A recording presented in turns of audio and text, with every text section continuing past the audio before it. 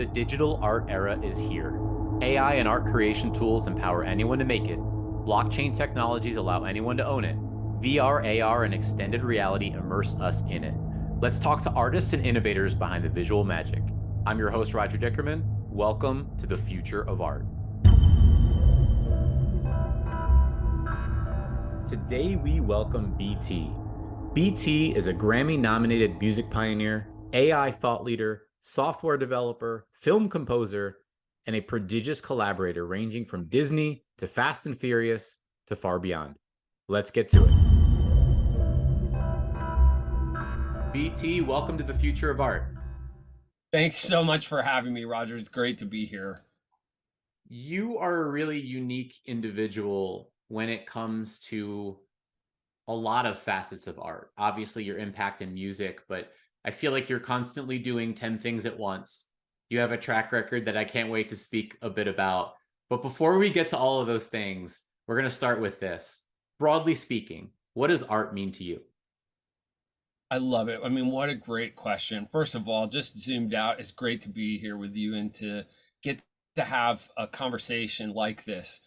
Um, from spending time with you, I know that you and I are really in sync on a lot of things as it relates to both digital assets, digital ownership, and the importance of blockchain technology as it relates to a lot of things moving forward into a future we both want to live in. So it's a really exciting thing to be able to be here and have a conversation with you about these very kind of things. So that's a big opening question. Like, what does art mean to me?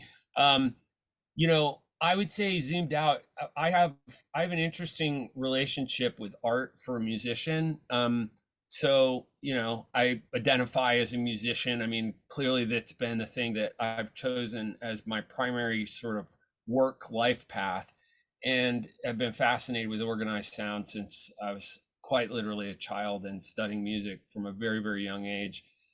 But interestingly, for musicians, some of my biggest heroes were musicians that were also artists. So people like David Byrne and Peter Gabriel, these were people who like I was highly tracking as a kid and was really inspired by the fact that David Byrne, to use example, Tom Tom Club, and the Talking Heads, they were all art school students. And so I loved painting when I was a boy, and in as much as I loved building things with electronics. And so when it came time for me to apply for school when I was in high school, I actually applied to and was accepted to RISD, which is just a wild thing. But I opted to go to Berklee School of Music. So it's a very little known fact about me, that I actually, zoomed out. I mean, I don't know as much these days, like with a brush, right? But, am kind of multidisciplinary in that I love things, art in the visual domain. And I look at the kind of sonic realm in a very similar way to the kind of compositional things that I studied actually as a kid with art. So there's so much overlap between those two things. So I'd say what art means to me is it's this wonderful way that humanity has devised of expressing the core conditions of what it means and what it feels like to be human. And it's just an incredible outlet that we've come up with that other species don't necessarily have. And I'm sure, um, 3 paleontologists just had a complete freak out, want to tell me about something really important.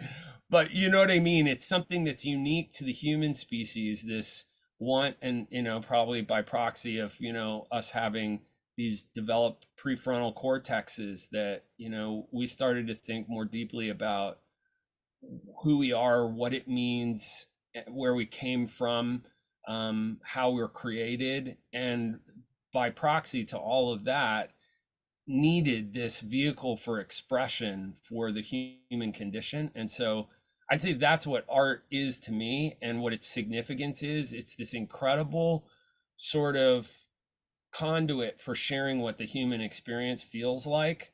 And it can be angry, it can be beautiful, it can be have a sense of purposefulness or feeling lost. It can have a feeling of longing, a feeling of hope, and like all the best stuff, even the things that are negative about getting to be human, I think are codified in what we call art, whether that's musical art or visual art. And so it's something that I see as a really important kind of cornerstone to our ability to express ourselves as a species.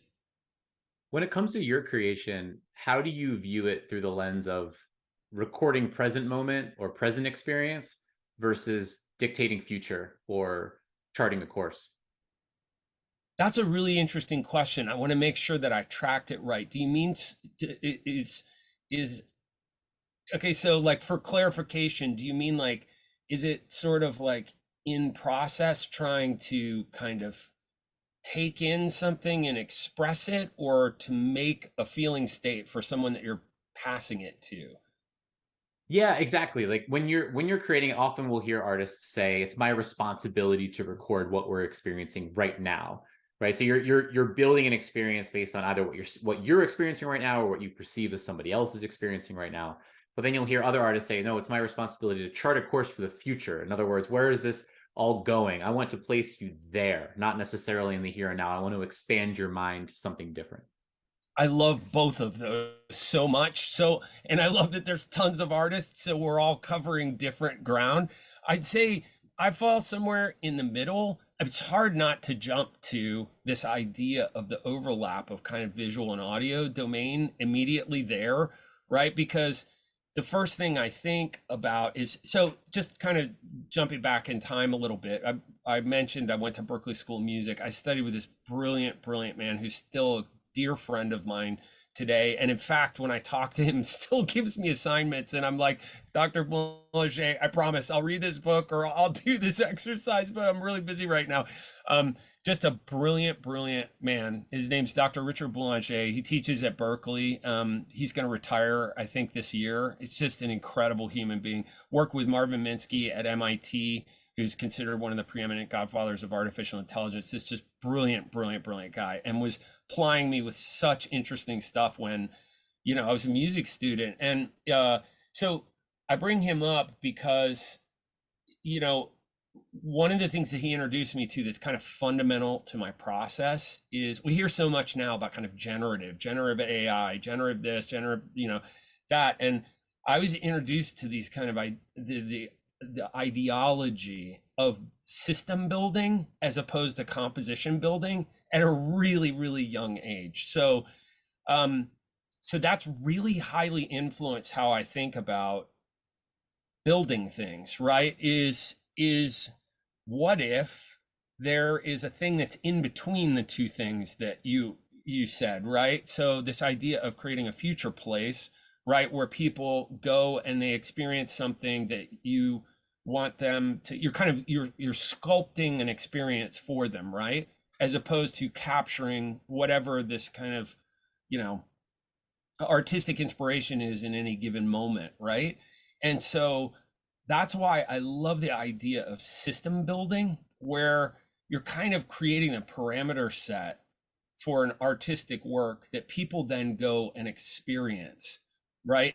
And so it's a kind of sculpted experience, right? So you've created the sort of the rails to it, right? So you've defined kind of the feeling and experience you want people to have, but people's experience is individual and unique. And really zoomed out, like that's what appeals to me so much about blockchain, artistic works, is the ability to create a system that lives with permanence that people can experience and interact with differently. It really is a remarkably new form of art, in my opinion. And so it's part of what I love about it so much. So yeah, did that answer the question? For sure. And where I'd like to go with that is, I mentioned your extensive track record prior. I wonder if you could pick out a couple instances. Now, you went back to this early conceptualization of systems building, which makes all the sense in the world to me, seeing what you've done here within blockchain technology. But go somewhere in between. So in between when you first heard systems building to your introduction to blockchain technology, What are some formative experiences that you feel like prepared you for this revolution and this different set of possibilities? That too is an awesome question. I would say that really the honestly, it's funny when I think about the idea of recording stereo music in 2023, that like that is the pinnacle of human expression. It just seems comedic in some ways to me. Like we look at what's happening in the visual domain, and it's just like so wildly powerful and interactive, from things that are built in Unity and Unreal Engine, to video game culture. And then it's like we're releasing these stereo non-iterative fixed master. It just seems so like antiquated in some ways. So really, I think the first moment where that was a real preparatory moment, well, some of it is just building music software. So I've built lots of music software now, things like Stutter Edit and Break Tweaker, and basically just kind of codified these production techniques that I was doing myself in the studio and into a piece of software, and said like, I want to do this really bad. I bet some of my friends would want to do it, and that will scale out to like a lot of people wanting to do it. So instead of just building some crazy max patches or whatever, actually started making music software. So that was a very informative part of kind of preparation for doing blockchain works. And interestingly, like talking to Justin Blau early days, who was the first person to put this on my radar, him saying like, no, dude, you have to look at this. And I'm like, I don't get it. It's like you're telling me that there's a JPEG and that only one person can own the JPEG. Literally, this is my first conversations around this. And he's like, no, you need to think bigger than that, right? Like that's a proof of concept. And it took a while for me to click. And when it clicked was like, wait a second, I can make a piece of software for one person.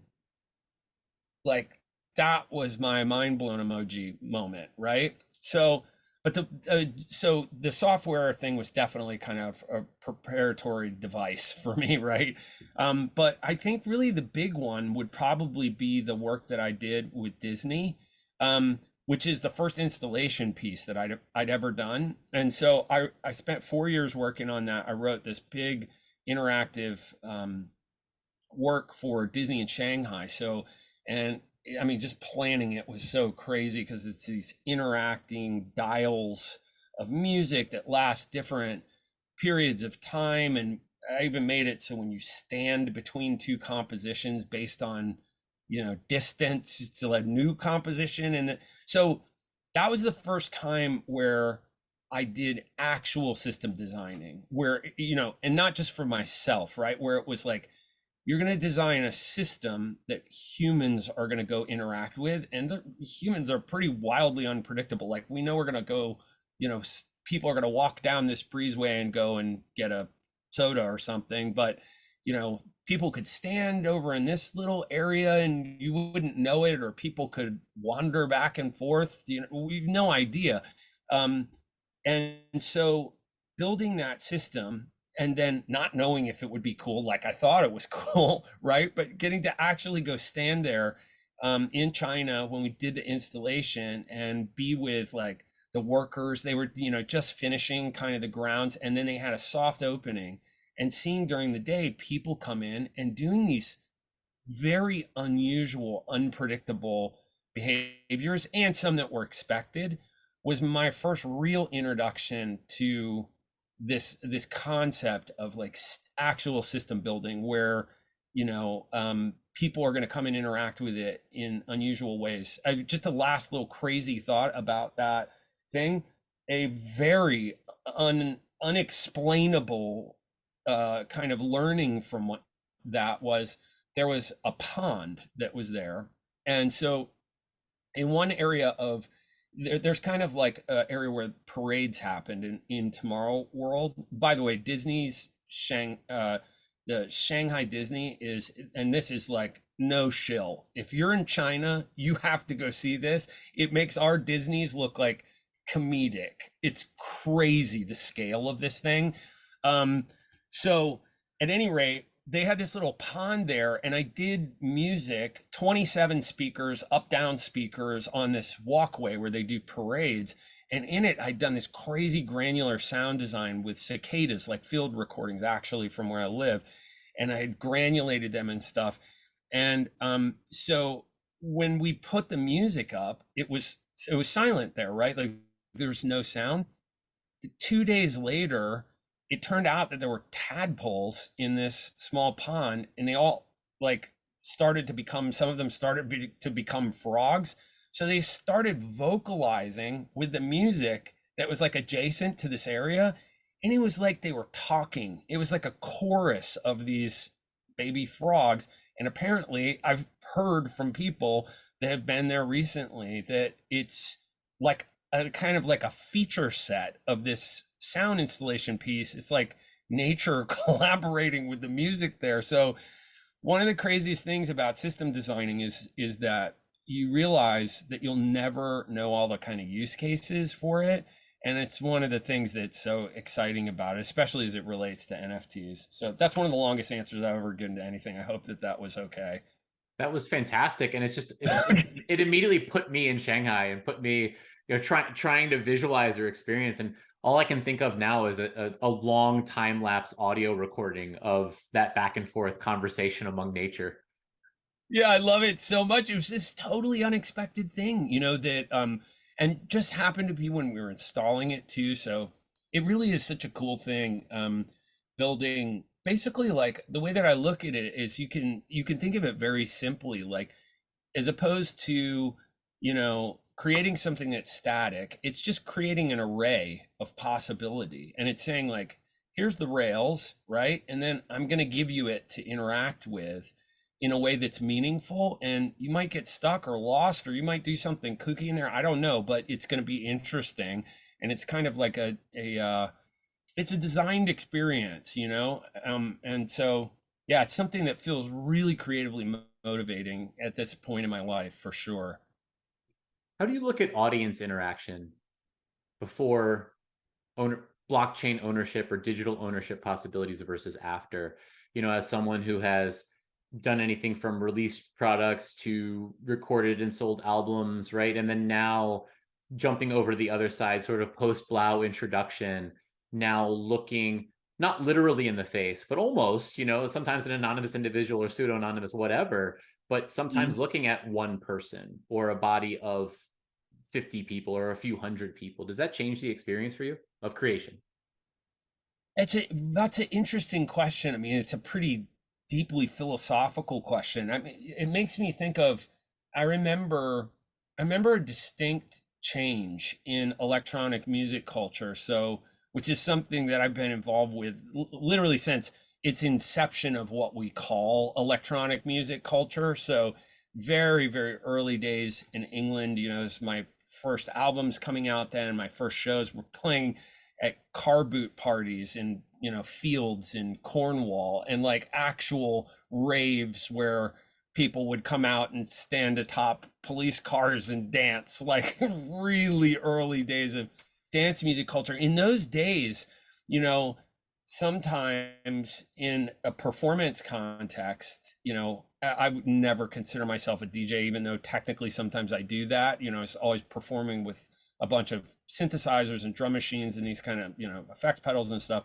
But at any rate, I remember those early days of performing in that context, and it's like just this sweaty, literally the walls sweating of like an old warehouse, and everybody is immersed in this experience together, including the performer, and no one really cares who's playing at all. It's just like we're all there having this deeply communal experience where people are really focused on the interaction of their own physical person with the music and being with one another, and it's a really powerful thing. And I remember distinctly when the focus changed to suddenly more of a kind of like band and audience aesthetic, where we became focused on, I remember my first shows of like, the early days of Ultra, which is now, all the ultras and EDCs, when we play that, such a spectacle, 100,000 people, and it's more like a rock show than it is those old days of electronic music. And there's a part of that that I miss.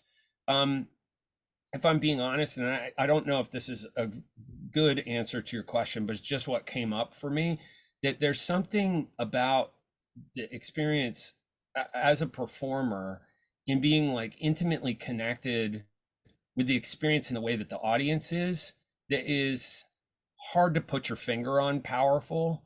And the first time I felt that feeling again after a long time was in the blockchain and NFT community, where it felt like everybody is on the same level insofar as shared experience. And I love that. Like, I love the feeling of that. And I'd forgotten that I missed it until it happened again.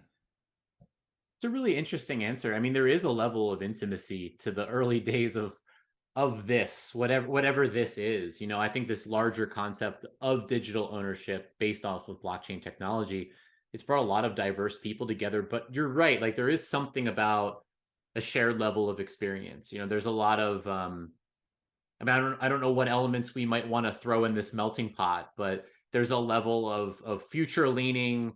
There's a level of risk taking. There's a level of conviction and belief there, and then you have people coming from all aspects and all walks of art, of product, of you name it. Yeah, I love that part of it. Like, and that too is part of what reminds me of some of these early days of rave culture stuff, is it's like this incredible, what you would consider like zoomed out without knowing anyone, like kind of random clashing of cultures, but everybody is united on kind of core tenets of what this is and what it means for the next generations, what it means for the future. There's huge kind of futurism slant to it, and everybody brings these incredibly diverse different angles to that, and it's part of what makes the blockchain and NFT community, I think, so powerful, is because it's so many different voices that bring different things to the table, but all united under kind of common sort of interests.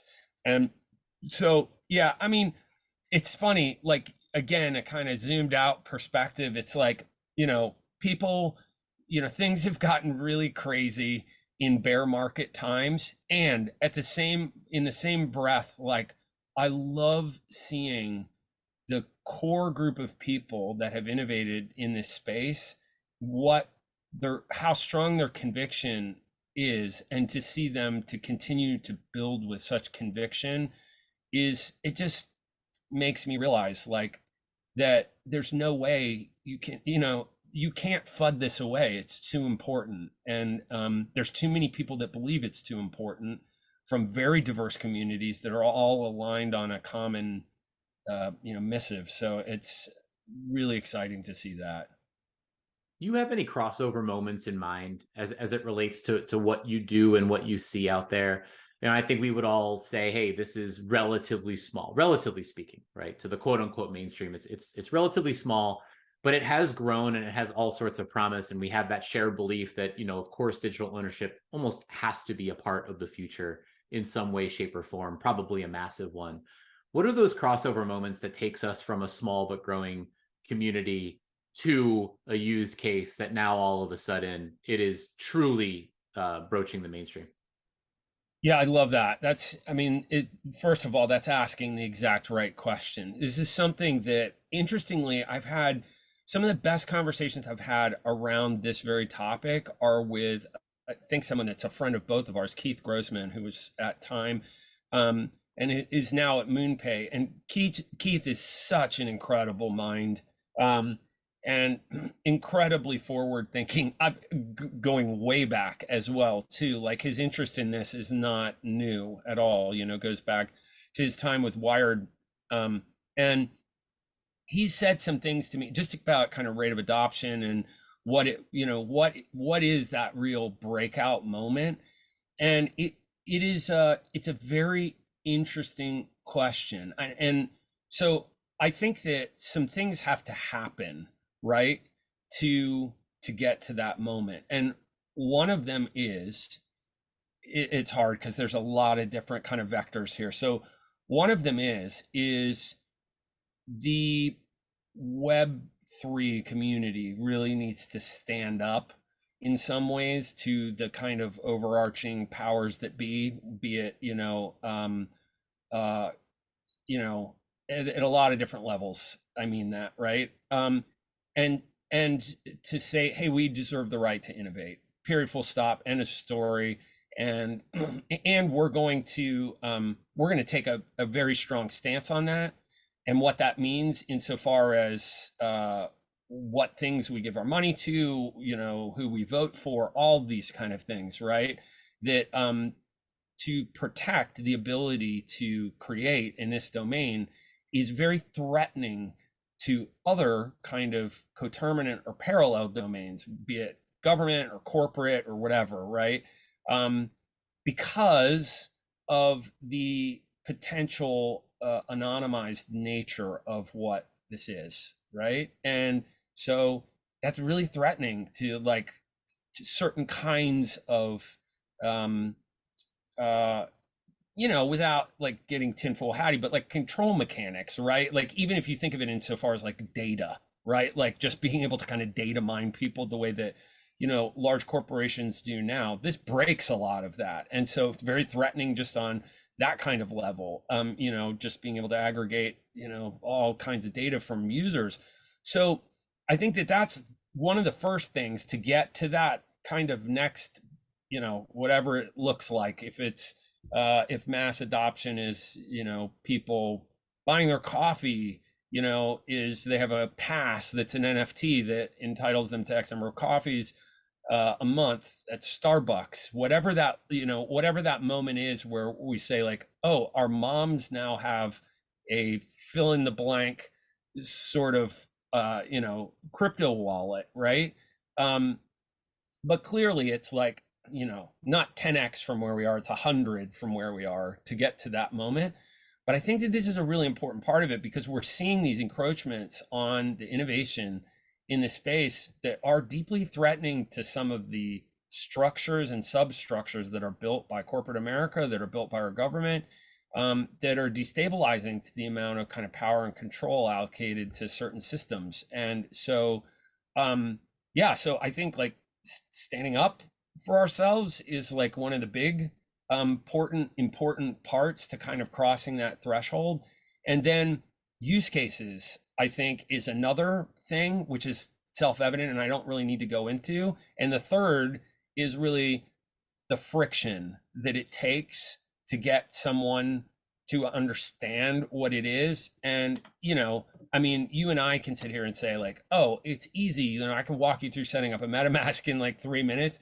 I've tried doing this quite literally with my mom. It's not easy for my mom, right? And so it is very easy to use Apple Pay or for her to, to take out a credit card and to use that. And so I think that friction thing, along with the first sort of vertical, are the two things that really keep us framed where we are. And when we break out of those is when we'll see true, actual mass adoption.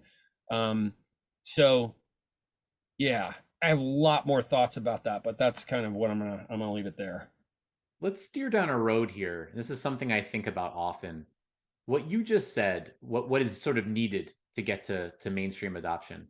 How do you view that through the lens of decentralization and centralization? Because we have a small community that believes very deeply in decentralization to an extent, right? So Mhm. the ability to transact freely, to do what you want, to do it when you want, and to have Mhm. nobody tell you otherwise.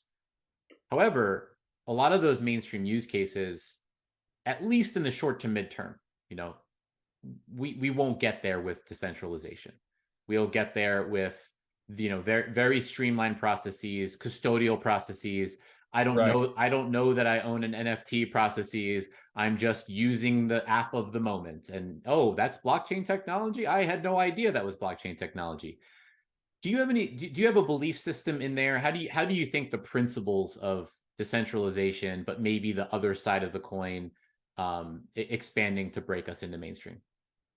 Yeah, I love that question. So, and I'm going to try to give as nuanced of an answer here as possible. So, I am someone that's a hugely strong proponent of decentralization to its core. And I would go so far as to say I think there are parts of it that you can align as bordering on human fundamental rights, right? And so I feel very, very strongly about it. And right, kind of the I have a therapist mom, so like the wise path, right, is always somewhere in the middle, right? So um, I think that the ability to have a fully decentralized community that enjoys the benefits of NFTs and different types of currencies, um, different types of exchange mechanics is fundamental to protect. And in fact, fundamental to the prosperity of our country to protect, because otherwise we're going to lose our greatest talent. I mean, look just over the last year or so, how many people that I'm sure both of us know that have just upped and gone to Dubai or other places where they're able to build without the kind of incredibly you know imposed restrictions that we're seeing in so many ways. And so much of this is about experimentation. Like it's a fail forward mentality, right? Like people are gonna make mistakes, and that's not to say that there aren't things. This is very important. I mean, it's an elephant in the room that there haven't been deeply nefarious actors that have done horrific things, right? Like kind of FTX, and there's a long list of those kind of things, from like rug pulls and NFTs to something like FTX. Um, those things do exist, right? And in order for this to continue to evolve and innovate, people have to be able to fail, and to learn from the ways that they failed and to build better things, right? And so having too much control, too many control mechanics over just the ability to kind of innovate is going to drive innovation out of America. And I don't think anybody wants that, or other kind of sovereign nations, people from anywhere in the world. Like if you're in England, or westernized countries, it's like people are going to leave to go to places where there's less restriction. So there's that piece of it. But again, just kind of going back to this wise path, middle ground idea, I do think that there's room for things that are non-custodial or partially centralized, to kind of like a hybrid of centralization and decentralization that are an on-ramp, right? And my hope is that we're able to innovate on both of those kind of verticals, right? At the same time, kind of coterminant, but that they sort of the centralization goes down as decentralization rises is my great hope. I mean, and just the closing thought to this, it's like what this means for people insofar as having ownership and provenance over the we're so leaky. The amount of data that we're giving off all the time has so much value. And I think that, without going into a long thing about artificial intelligence, that is going to provide an incredible resource for people in a not so far future. Just their preferences, their choices, and the thought of that being kind of owned or regulated or controlled or monetized exclusively by large corporations, and not being able to have ownership in the hands of the end users is, I sound like Bolly J right now, but it's like it's important to think about, So yeah, I think there's a middle path, but I'd like to see decentralization become the way. I don't know if we'll get there, but hopefully we'll at least see a nice blend of those two things. Yeah, we can absolutely agree on the base principle that there needs to be the room for decentralization. right? As I think a fundamental human, there needs to be an area where that can be expressed. Now, however small, medium, or large that area is, sure, I think that can go a lot of different ways in the future.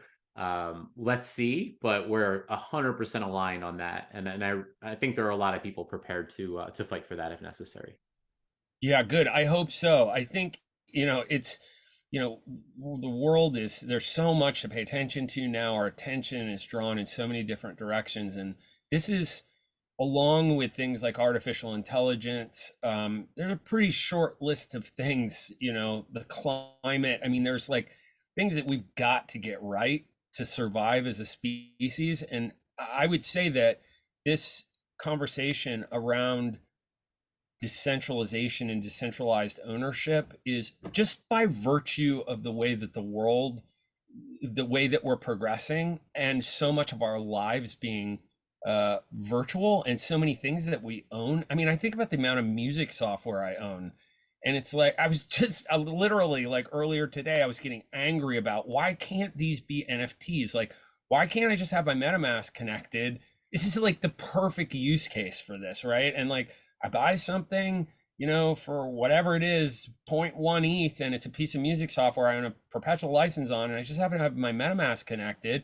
There's my copy protection. It's me. That's my MetaMask. So these things matter so much, because so much of our lives are virtual and digital, and so much of what we own is our digital assets, right? And it's even more so in the future. So it's a very important conversation to get right. Stay on AI for a moment. I know that's a topic of passion for you.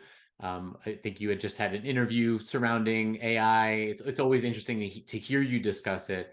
Go anywhere you want with that, but just dovetail AI into the future of what you're doing, and where's it going to make its impact. Yeah, I love that. Artificial intelligence is something that, I mean, I've been working with machine learning stuff for probably I'd say about 6 years now. Obviously, I've been developing music software for way longer than that, but and haven't productized anything yet, but have, done some really, really compelling experiments, starting with MIR things. So like for um, just general sound organization, like parsing out sounds into kind of different nodal clusters of like, hey, these are snare drums, hey, these are kick, and actually, so people have made some compelling products like this, so which is fine. But I've been experimenting in that space as it relates to audio for at least a good solid 6 years now, um, and then as it relates to visual things, was one of the, quite literally, in this crazy group of 20, 30 people, compiling VQ, GAN, and clip notebooks and Python, and rendering out things like what feels like now 100 years before, something like Mid Journey or Dolly, these kind of things. So I certainly am someone that believes in the power of what this is, and also too can see, without even going into kind of the whole LLM thing and things like Chat GPT and the rest of it, like what this means for humanity, right, going forward. I mean, immediately conversations about things like universal basic income are very real conversations to have, and that's not like oh, hey, be scared. I don't think that's scary. I think that that's actually, like, I can imagine, whereas people go kind of post-apocalyptic on this conversation immediately, I can imagine a future where people are pursuing things like kind of way up on the Maslow hierarchy tree of need, like at the top of it, right? Like self-actualization stuff, and not worried about food and shelter and the things that we all worry about now, right? So because so many of our mundane tasks are automated and so many jobs are automated away, that we have to figure out how to provide for one another as a species, and that doesn't just mean via work, right? So we're in this wild inflection point, and I've been talking about this like privately in my friend group for a couple years now.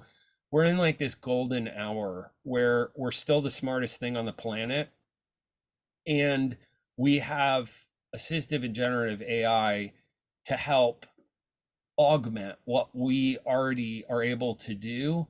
And I think that we're living through this kind of renaissance moment, and it's wild to me that I don't hear many people talking about it or acknowledging how significant this moment. We all have freaking superpowers right now. Like it's and so and we're going kind of like this, and like AI is going like this, and we're like right here right now, right? um where, like I said, we're still the smartest things here. And what does it mean when we cross that threshold? I think anybody that tells you they know is, you know, flipping a coin. But what I will say is that I believe in people and in humanity. And I think that, look, if we leave this up to kind of institutions and government, like we're going to get it wrong. Because not by proxy of there's people being nefarious or something, just moves too slow, right? So I think we have enough smart people, enough smart minds on earth that are focused on what a serious core issue this is to humankind, that I have faith that we'll get it right. And that's not to say it's not going to be bumpy, but it's definitely going to be bumpy. There's no question about it. But it's also going to be exciting in equal measure. And what it means for music is just, that's a whole nother thing, but it's incredibly exciting, you know? So yeah, it's a wild time. A wild time indeed. And I love that you are talking about it. You know, you said that you don't understand why more people aren't talking about it. I think the easiest way to remedy that is that you're out there saying what you need to say, because you're a brilliant mind, and I think you're at the bleeding edge of it. You mentioned AI as it relates to music. How about AI as it relates to the visual arts? Yeah, I mean, it's incredible. You know, it's been amazing just as kind of case study to watch people's reactions to this very thing. You know, I remember like kind of I would say like the sound equivalent would have been, you know, in the 80s when sampling technology was invented and people realized like, wow, you can, you know, and it's still like polarization around this, but like, oh, you can capture something from a song and pitch it and reuse it in a different context and make a new piece of music. Now, some people would just say that that's just like theft, right? And then other people would say, you know, like, and again, nerdy music nerd stuff, right? But like studied musique concrète as a kid, and we're like splicing up tapes, or like in the art domain, cutting together newspaper things into a collage, right? Like that is viewed as a new form of art, which is definitely my opinion about it. So it's been very interesting to watch the ferocity of visceral reaction that people have to art made using artificial intelligence. I will say, and I'll save my caveat for the end. I will say it's, I mean, forget about the IP part of it, which is very important. I'm going to talk about that in a moment, but just put that aside.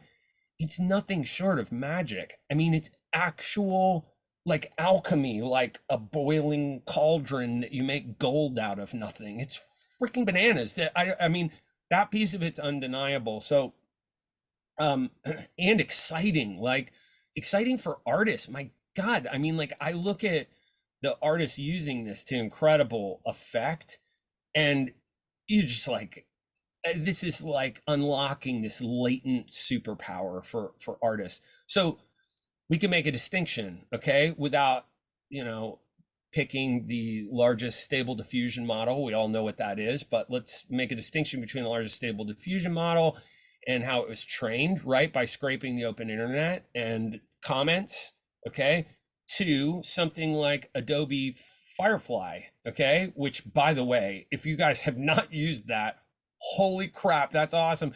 I just took my new album cover and like auto completed it. I out painted the edges of it, and I'm like, this is sorcery. Like I can't even deal with this. Is so cool. So the difference between those two things is one is trained on the open internet, a lot of intellectually protected works, which I think people have a right to be upset about. I don't think that's cool at all. Whether it's like legally okay, like morally, that's not cool to just train on people's work and for them not to have any credit. And without disclosing too much in the music space, this is something we are actively working on as it relates to artificial intelligence and music.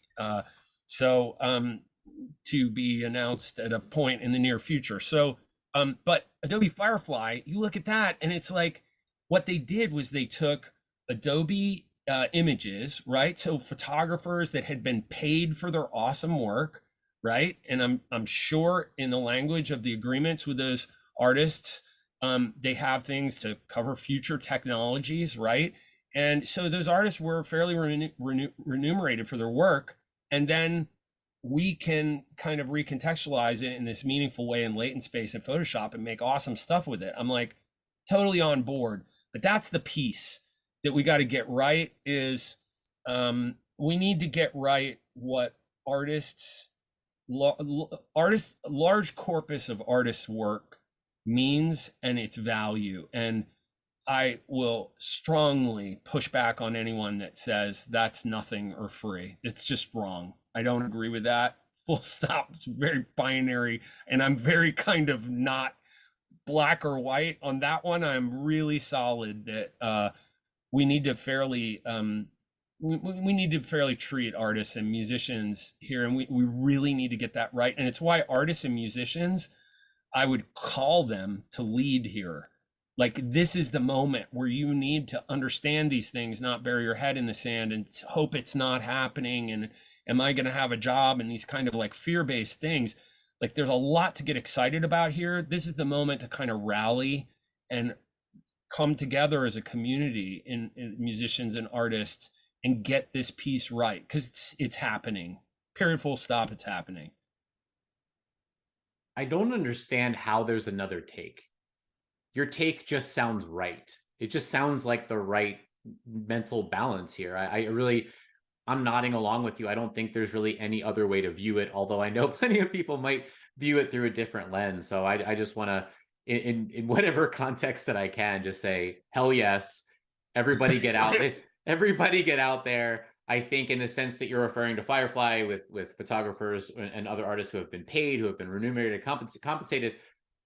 Yes, sorcery that we can all smile at and get our hands dirty in and ideally produce wondrous things. And then the other side of it, of course, figuring out, artists rights that are protected, IP based, have to figure that piece out. You're so absolutely right, Roger. And you know what? It's crazy. Like just couched in the overall conversation we're having, like blockchain. Hello, like this is the perfect use case for like, so what is an artist corpus of work? Well, in latent space, it's just like this data representation of all kinds of trillions of choices an artist has made. Well, isn't that exact kind of thing a trained model that should live on the blockchain? And it's funny because as a part of the project that we're doing in music and machine learning space, this is one of the core things I wanted to develop. And I found that there's two great teams working on this. So we're just going to partner with them. But somebody's going to get this right. And like, duh, blockchain. Like, this is it. These are the things where this really means something, to be able to show a kind of watermark or fingerprint of an artist or musician's full, body of work. Wow. Like, these are the use cases for the blockchain. That's the stuff we want to talk about. That's the beautiful stuff happening here. We can get so caught up and distracted in the moment if something's going on, if there's, I think you used the term failing forward before. Of course, that's going to happen in new technology, and that's going to happen for quite some time. And it's in one sense never going to stop. You're going to see people make mistakes. You're going to see, as you put it, the nefarious actors out there.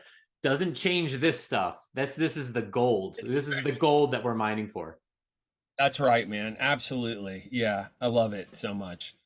So let's talk about some stuff that you're currently working on. You just released music. I did, yes. So the first single from my new album, which is on Monster Cat, and it's called K-means clustering, which is actually some nerdy machine learning thing. Such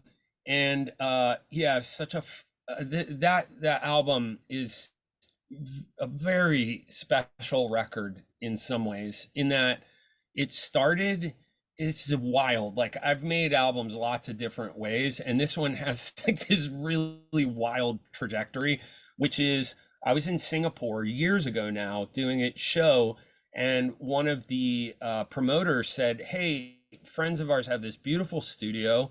The paint's just dry, and it's got like a massive Bosendorfer grand piano, which you don't see much, with a whole extra octave on the bottom, where all the keys are black. It's an incredible resonant lowest octave." And they said, "Do you want to come to the studio and just kind of have a play around?" And I was like, "Absolutely." So I went to the studio, and we mic'd that piano up, and I probably did about 5 hours of nothing written, just pure piano improvisations. And from that, each one of these pieces evolved. And so there's another song on the album called Berlin that is like, the whole thing is piano, but with modular stuff. I keep forgetting people can't see the where we are talking right now. I'm like pointing to my modular synth on the right of me. But so yeah, it's this really interesting collision of these piano compositions with all crazy digital signal processing, command line, terminal application, weird software that I've built, and these modular systems that I kind of, in the inverse, instead of like writing something to a modular patch, like formed these modular patches around these piano compositions. So um yeah, it's a really cool record, and the blockchain project to it for it too is really, really cool. Been working on that for quite literally like 15 months as well too. It's this live coded thing. Won't take too much about it, but it is really, really beautiful. And so yeah, so that's one of many sort of exciting projects we have on deck, and that the record's coming out on July 11th on Monster Cat. Amazing. Monster Cat, also dear friends. Big love goes out to Darlington and so many others. He's a wizard, man. I mean, for me, somebody in the music business, to get to talk to the head of a record label, and he's like crazy savvy about the whole blockchain space, is like, I forget who I'm talking to when I talk to Mike. He's so brilliant. And not to say that people in the music industry, in the music business, are not, but just he's so kind of street level savvy, understands things that are happening in the space. He's a thrilling guy to talk to. Yeah, big shout outs to Mike Darlington. How about the 3D side of things? May or may not be doing something over there soon. Yeah, absolutely. Most definitely. So the Artifacts project has come out like absolutely incredible. And we've actually made I mean, that the scope of that is pretty huge. So like, just way pushed back off the canvas. Um with that team, we've done these amazing kind of immersive 3D world that showcases, my significant blockchain projects. And as somebody who spent years of their life making these things, to see them all living in this kind of virtual environment and context, and to be able to go through and experience them in 3D space, is just, it's kind of beyond thrilling. It's like this, like, I don't know, sort of like stamp of validation of like amount of time you spent doing something that meant so much to you, but to see it all under one umbrella is just, it's just thrilling, man. I'm so proud of how that project's coming out. And then yeah, and then we have these beautiful kind of 3D sort of, augmented reality objects, and some other incredible stuff around that. So it's a really exciting one. So one word that I'm going to ask you to define for us, because I still remember the first time talking about it together, and you contextualizing it and verbalizing it at the time, in the middle of a natural field, which I hope many people take the AR and go do those things with it. But can you define and setting an Antikythera for us? For sure. So first of all, the kind of discovery of that happened when I made the first This Binary Universe. And I was so absolutely just gobsmacked that this exists. So for anyone interested in this, this is definitely worth a 20-minute Google read about. So there's a device called the Antikythera machine, and it is a device that was found, I believe, off the coast of Greece, and it's basically an ancient computer. And you're like, oh, BT, that sounds like some crazy tinfoil hat thing. It's literally an ancient computer, and a mechanical one as well, too, which is even more kind of riveting. So I love the idea of something being created in a time where we thought it not possible, and there's no evidence that there were like other, like copies of this device or anything like that. It's quite literally like this piece of alien technology that was plunked back into, you know um into a time that for all intents and purposes it couldn't exist. It has all of these intertwined sprocket and gear system in it, and people have no idea how it was made. Like some of the fundamental substrate technologies needed to make this thing at the time it was made didn't exist. So I've just been riveted with that idea kind of ever since I discovered it. And so we made these Antikythera devices that are reflective of the representative of kind of the inspiration and ideation process for me when I'm making something creative. And so Justin and Dirk just ran with these from the Artifacts team, just ran with these ideas, did these incredible renderings using AI, and then took them and transposed them to 3D objects and then hand baked them over top of it. And just watching their process was so cool to watch how they did it, not dissimilar to how I enjoy making things as well too. And so yeah, that's a little bit about what it is, but I guarantee you it's worth a 20-minute Google read. Good luck on it being 20 minutes too, because it's really interesting. Let's get more Google searches for the word Antikythera than there's been in the past several years. Let's get it right on the back of this. Let's create a Google trend going. I love it. Going on right now. So BT, let's circle back as we get close to wrapping up here. I want to ask you a few questions. The first two questions, one thing relative to the future of art that you expect to happen. So something you just think, oh, I see it so clearly. This is part of our future. No questions asked. This is the future of art. And then the other side of the coin is something you don't necessarily expect, but that you hope for in a best case scenario. Yeah, wow, I love both of those. So let's start with the one of like something that I really expect is I really it's interesting because we talked about like what's this inflection point with NFTs, right? I think about like, you know, kind of Gen Z and below, right? Like their understanding of kind of digital asset technology fundamentally, right? From like Roblox to like, I mean, you name it, they're like using these kind of things in daily life. I think that the Google glasses, can't remember what they call them, Vision something, is that right? Vision Pro, maybe. That these I said Google, didn't I? Apple glasses. You mean the new ones? Yeah. I didn't know where you Yeah, were going. yeah. The old ones or the brand new Yeah. ones? Yeah. Yeah. So the Apple Vision Pro, I think is what it's called. Yep. So I think this could be a real inflection point, and here's why. So, I've been saying for ages now, since I really wrapped my head around what an NFT is and why they're important. It's amazing that, I mean, so people wrap their cars, right?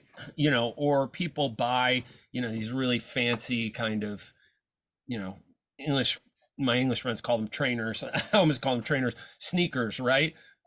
Or we design our spaces to feel, a certain way, spaces that we live in, spaces that we work in. I can really see a quick foreseeable future where using, XR and augmenting reality, right?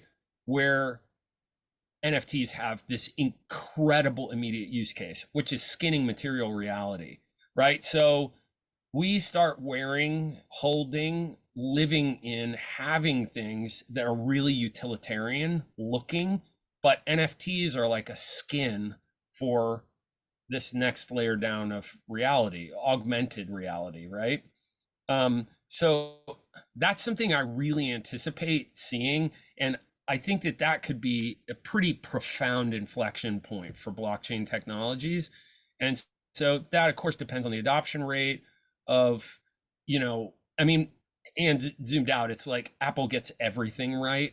Okay. So it's like, I mean, I think they waited, long enough for me personally to think like they're going to have gotten this right. So if they did, and I anticipate they did, I think it could be a real inflection point for NFTs. So that's one I anticipate seeing. You know, one that I would love to see kind of moving forward is I would love to see it where we have a, and when I use the word centralized, I don't mean centralized, I mean like a central place where we can maintain ownership of everything from currency to digital assets, and that it is, first of all, super well protected. Okay, because my God, have we all seen problems with that, right? um Easy to work with, like just this frictionless, auth flow, user experience, but that we have almost like in our pocket, where whatever that is on our phone, and probably biometrically protected, right? So it's like, completely unique to your biology. A thing that's a sort of a combination between a bank account, an art vault, a digital safety deposit box, all in one place, right? And so um, we can pick up and go anywhere and have the things that we own on our person. So I think that too is a real possibility. It might be two or three places, but I love the idea of that kind of being in a central place, um, especially for generations coming up now too. I think would just be a really powerful, wonderful thing. So yeah, those are my answers. I hope we get there. I hope we get there. Me An exponentially more powerful wallet that doesn't hurt your back. too. That's right. Yeah, that's way better than I said it. That's exactly right. I I'm love here. it. I'm here for that future. I'm here for that future. So BT, who do you think should be on the future of art in the future? On the future of art in the future. So like art, are we talking visual artists? You could actually, the purpose of this show is to go broad. So you could really think about Okay. it from any angle of art, any angle of products revolving around art, anything that's lit up with visual or auditory magic. I've got somebody that I think would be great on here, and forgive me if you've done a piece with him because I don't know. Is Mondoir? I think he really rides the lines of some. He wears some very interesting hats, um, which is he has built, and I've stood in it. It's incredible. This digital art gallery that is just a real thing to behold when you walk in there and you see like the walls covered with NFTs is like wow sort of thing. And he's this fervid art collector that really knows and fundamentally understands great art of like non NFT art, like has incredible sculptures and normal, normal, whatever that means, web 2, I don't know what you would call it, traditional art, right? So I see him as somebody that is like a really both a really strong proponent of what is to come with digital art, and clearly very forward thinking, and understands the nuance and detail of what's good about the old experience of experiencing art. And so he is right at kind of the fulcrum point of two very interesting things. I would love to, and he's a friend of mine, and I would love to hear you interview him because he just has interesting viewpoints. So that's my vote is Amir Mondoir. From your words to the future's ears, we would love to have Amir on. I think it would be a great one. So let's make it Amazing. happen. BT, how about for people who have listened to you and they want to further that experience? Where can they find you? Where would you like to direct them? You talked about some of the music you have coming out, but what about just social accounts and anywhere else you want to send them? Yeah, so I'm easiest to find on, I'd say my most active social account is Twitter. So I spend a lot of time on there. I weirdly played at the party for the 140th hire there. Jack Dorsey asked me to play at that party. So like I know people have mixed feelings about Twitter these days. I still love it. I get so much from the art community, like there, and music communities there. And so it's all kind of the bubble you carve out for yourself. So /BT or @BT on Twitter. Same on Instagram, Facebook, if that still exists. I'm not even sure. But I'm sure, yeah, I think I cross post there. But yeah, I mean, those are kind of the primary places to find me. And then if you're looking for my music, the best place to find me is on Spotify or Apple Music. So um, yeah, Apple Music has more headroom. So there, you heard it from a musician. There we go. There we go. Yeah. BT, appreciate you endlessly. I really do believe you are someone on the bleeding edge of the future of art. Some of the topics that we covered before, forget your track record, just what you're working on right now and I just can't wait to see more and more and more come from you, whether it's from the music side. Just to hear you talk about AI, I think is incredibly inspiring and mind expanding. And so let's keep going down those roads. Can't wait to see what you produce. That's amazing, Roger. So nice talking to you, man. And yeah, I was thrilled to be on this. Thanks for the great conversation. I really enjoyed today. Thank you for listening and for being part of the future of art. If you liked what you heard, please do subscribe and drop a review on your favorite podcast platform. Onward to the many interviews that await us. The Future of Art is produced by Artifex. Artifex, Artifex, was created to honor today's top digital fine artists in 3 dimensions.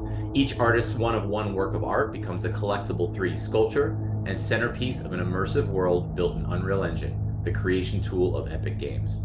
Visit @artifex_project on Instagram to experience those sculptures in AR, and visit artifex.art/unreal to literally step inside the art on your browser.